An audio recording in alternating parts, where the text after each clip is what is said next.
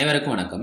நம்ம அரடா கணிதம் சேனல்ல முந்தைய ஆண்டுகளில் கேட்கப்பட்ட போட்டித் தேர்வு கணக்குகள் பார்த்துட்டு இருக்கோம். அந்த வரிசையில 1999வது வருஷம் டிஎன்பிஎஸ்சி குரூப் 1 எக்ஸாம்ல கேட்கப்பட்ட ஒரு கேள்வி.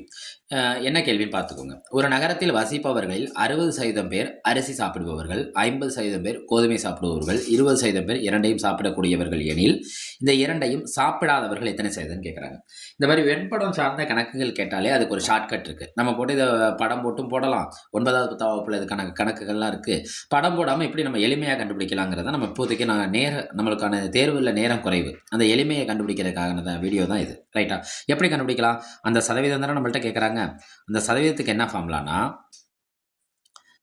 சதவீதங்கிறது எதை குறிக்கும்? 100 குறிக்குமா? அப்போ 100 minus X plus Y minus Z. இது என்னென்ன பண்ண டீட்டெயிலாக சொல்கிறேன். இங்கே எக்ஸுங்கிறது அவங்க ரெண்டு விஷயத்தை பற்றி பேசியிருப்பாங்க. ஒன்று அரிசிங்கிறது எக்ஸ்ன்னு எடுத்துக்கிறேன். ஒய்ங்கிறது அவங்க எதை பற்றி பேசியிருக்காங்க? கோதுமைங்கிறத நான் ஒய்ன்னு எடுத்துக்கிறேன். இசட்டுங்கிறது எதை எடுத்துக்கிறேன்னா, இந்த இசட்டு பார்க்க என்ன நம்பர் மாதிரி தெரியுது? 2 மாதிரி தெரியுதா? அந்த இசட்டுங்கிறது என்னென்னா 2ன்னு எடுத்து வச்சுக்கிறேன். இவ்வளோதான் அந்த கணக்கோட ஷார்ட்கட். இந்த கணக்குக்கு அரிசி கோதுமைங்கிற மாதிரி அடுத்த கணக்கில் கிரிக்கெட்டு, கால்பந்துன்னு வரும். ஒவ்வொரு கணக்குலையும் வெண்படங்களுக்கான வார்த்தைகள் மாறி மாறி வரும். அதுக்கு தகுந்தாப்புல நம்ம மாற்றிக்க வேண்டியதான். இதெல்லாம் மனசில் தான் வச்சுக்கணும். அங்கே நமக்கு ப்ரூஃப் பண்ணி காட்டணுங்கிற அவசியம் இல்லை தேர்வில்.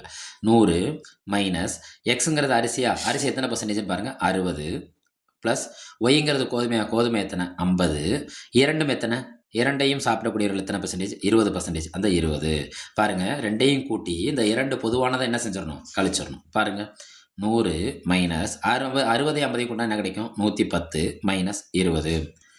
100 மைனஸ் 110ல் 20 போச்சுன்னா நமக்கு கண்டிப்பாக என்ன கிடைக்கும், 90.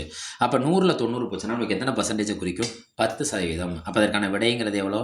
விடை 10%. அவங்க கொடுத்துருக்க ஆப்ஷனில் இது ஆப்ஷன் எதை குறிக்கும், பியை குறிக்கும். கொடுத்துருக்க ஆப்ஷன் பி ஆனது சரியான விடையாக மாறுகிறது.